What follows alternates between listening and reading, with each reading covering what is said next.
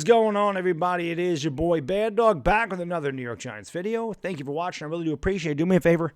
Hit that thumbs up button. Hit that subscribe. Ring the bell. All helps out the video more than you know. It's free and it's easy to do. So I really appreciate it. And thank you for watching.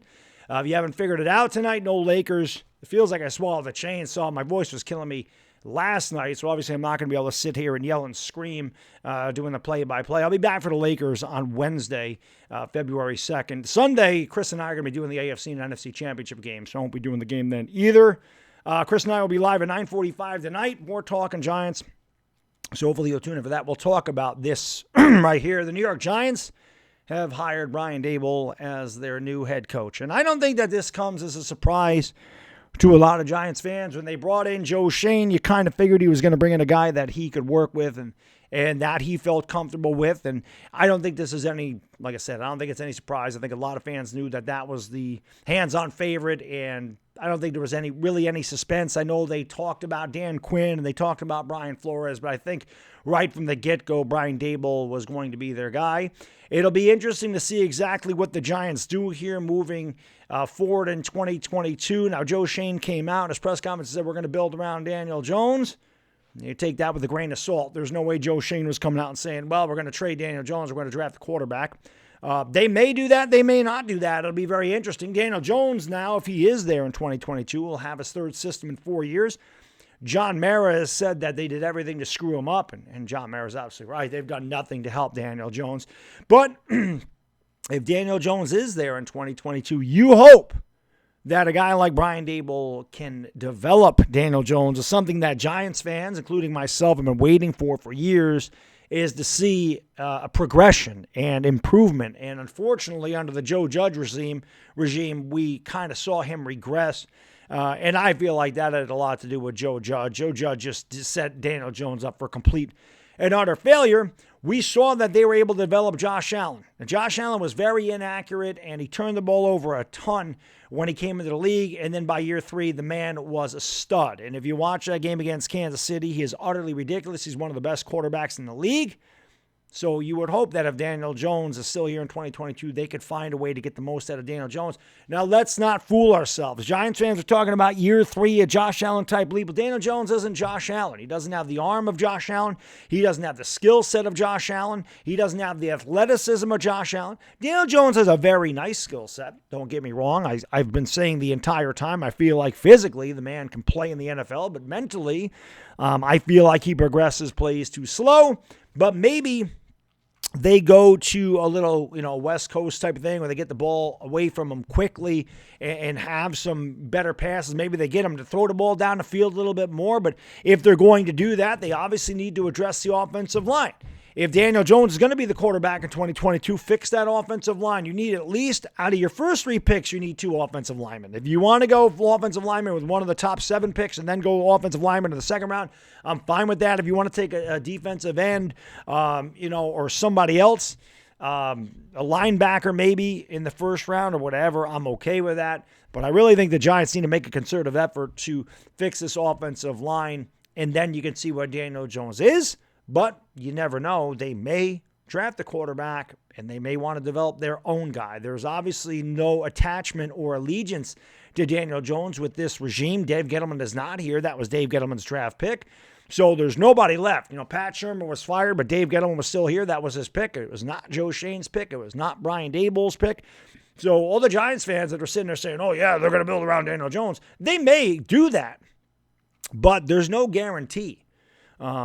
So it'll be interesting. I'm interested to see what Brian Daboll does as far as his coordinators go and exactly which direction he's going to go with that.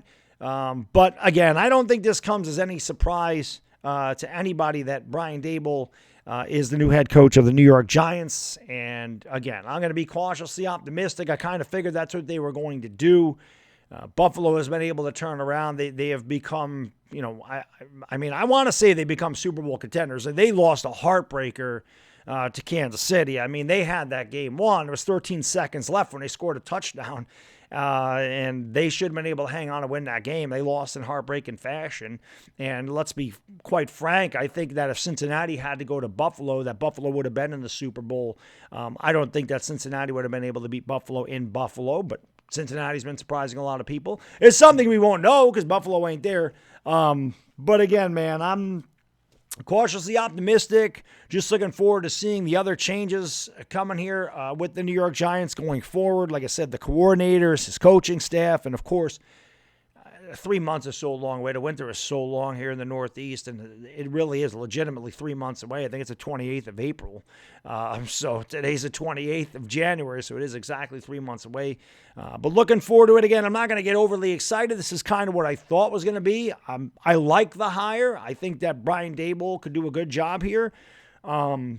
But again, I'm not going to sit here, and I don't care what Brian Daboll says in his press conference. I'm not going to sit there and be like, I'm going to run through a wall like I felt like Joe Judge, man. They're not fooling me again.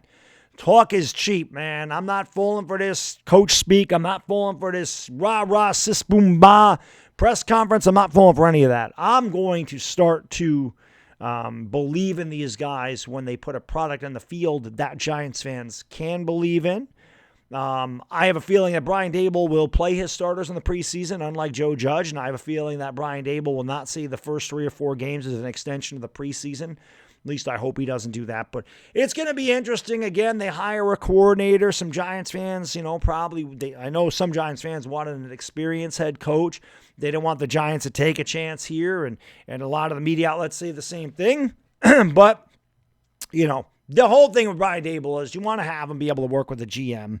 They've worked together in Buffalo. They did a good thing in Buffalo, and hopefully they can bring that, east, and they can get a good New York Giants team back on the field, and we can get some semblance of an offense. Fix that offensive line. Let Saquon Barkley run the ball. Give Daniel Jones some protection if that is your quarterback. If it's not your quarterback, whoever the hell the quarterback is, get him some protection so that they can